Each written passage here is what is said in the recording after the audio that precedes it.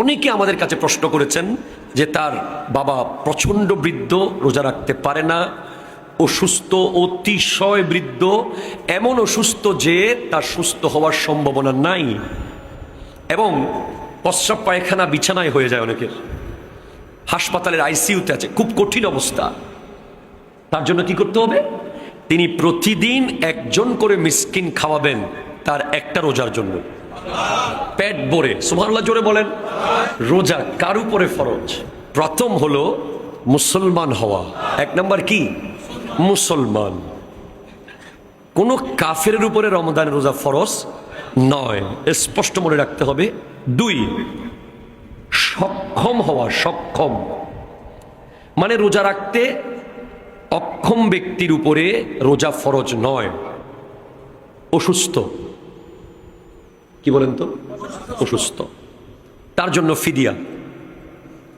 অতিশয় বৃদ্ধ, এমন অসুস্থ যার সুস্থ হওয়ার সম্ভাবনা আদৌ নেই, এমন ব্যক্তি প্রতিদিনের জন্য একজন মিসকিনকে খাওয়াবে।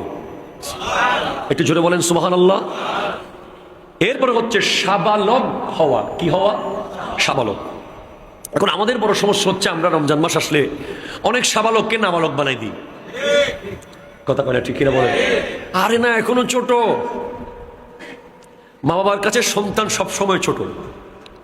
সন্তান কখনো মা বাবার কাছে বড় হয় না, সব সময় ছোটই থাকে। কিন্তু মিনিমাম একটা আলামত আছে সে বালেগ হয়েছে কিনা। পুরুষদের ক্ষেত্রে তাদের একটা রাত্রিকালীন একটা সিমটম আছে, নারীদের ক্ষেত্রে রজস্রাব যদি হয়, মোটামুটি দাড়ি মোচ আসলে বয়স 12, 13, 14, 15 দিকে হলে পুরুষের ক্ষেত্রে সে সাবালক। সে কি মেইন আলামত হচ্ছে তার রাত্রিকালীন যে স্বপ্নদোষ, এটা যদি হয় সে সাবালক। তখন তাকে আপনি মাস্ট বি, তার উপর রোজা ফরজ। তার উপর কি রোজা ফরজ? আপনার সন্তান আপনার কাছে বাচ্চা হতে পারে, ইসলাম তাকে একটা টাইম বলে দিয়েছে যে টাইমে তার উপর শরীয়তের বিধান বর্তাবে। কথা বলেন ঠিক কিনা? জি। এরপরে কার উপর রোজা ফরজ? মুকিম হতে হবে। মুকিম অর্থাৎ মুসাফির নয়। কেউ যদি মুসাফির হয় সে ফরজ রোজা ভাঙতে পারবে, এতে কোনো অসুবিধা না, সেরে পরে পূরণ করে দেবে। কিন্তু যারা মুকিম থাকবে, আপন এলাকায় থাকবে, তার জন্য অবশ্যই রোজা রাখতে হবে, রোজা রাখা ফরজ। যেটা বলেন সুবহানাল্লাহ। এমনকি রাসূল পাক সাল্লাল্লাহু আলাইহি ওয়াসাল্লামের একটা হাদিস,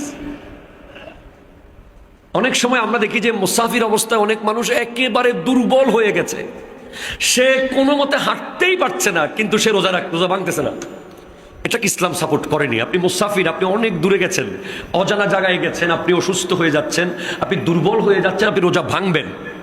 হাদিস আন উম্মি দারদা عن أبي الدرداء رضي الله تعالى عنه قال خرجنا مع النبي صلى الله عليه وسلم في بعض أسفاره في يوم حار।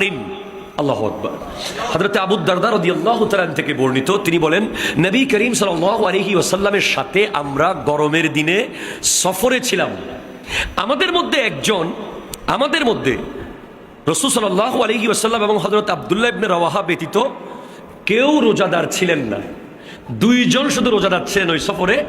নবীজি রোজাদার ছিলেন এবং হযরতে আবু দারদা রাদিয়াল্লাহু তাআলা আনহু রোজাদার ছিলেন।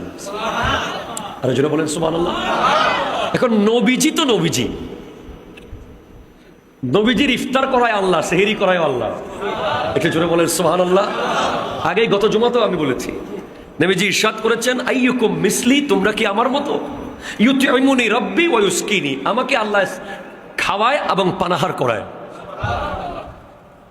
এখন হযরত আবু দারদা রাদিয়াল্লাহু তাআলা যিনি নবীজির সাথে আছেন, উনি এমন কষ্ট পাচ্ছেন, সফর তো অতিরিক্ত কষ্ট হওয়ার পরও যদি তার রোজা রাখেন, নবী সাল্লাল্লাহু আলাইহি ওয়াসাল্লাম তাদেরকে নিষেধ করেছেন। নবীজি একটা শব্দ বলেছেন যে ওরা নাফরমান, মানে এটা নবীজি এমনভাবে বিধান দিয়েছেন যে আপনি জোর করে নিজের শরীরকে কষ্ট দিতে ইসলাম বলে নাই, ঠিক কিনা? কথা জোরে বলেন না। আপনাকে রোজা দিয়েছে আল্লাহ নেয়ামতের জন্য। এখন রোজা রাখতে গিয়ে যদি আপনি মারা যান, ধরেন আপনার এখন পানি খাইতেই হবে, আপনি নাহলে মারা যাবেন, আপনি কি রোজা ভাঙবেন না? ভাঙবেন।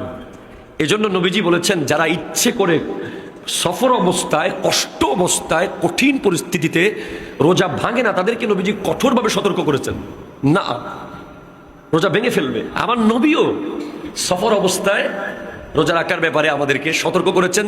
হ্যাঁ, যদি আপনি কমফোর্ট হন, বর্তমান যুগে বিমানে আপনি আছেন, খুব ইজিলি আপনি চলে গেছেন সফর, আপনি এখান থেকে সৌদি আরব চলে গেছেন মাত্র 6 ঘন্টায়, সফরের কোনো আসর আপনার হয় নাই, কোনো কষ্ট আপনার হয় নাই, আপনি রাখতে পারবেন।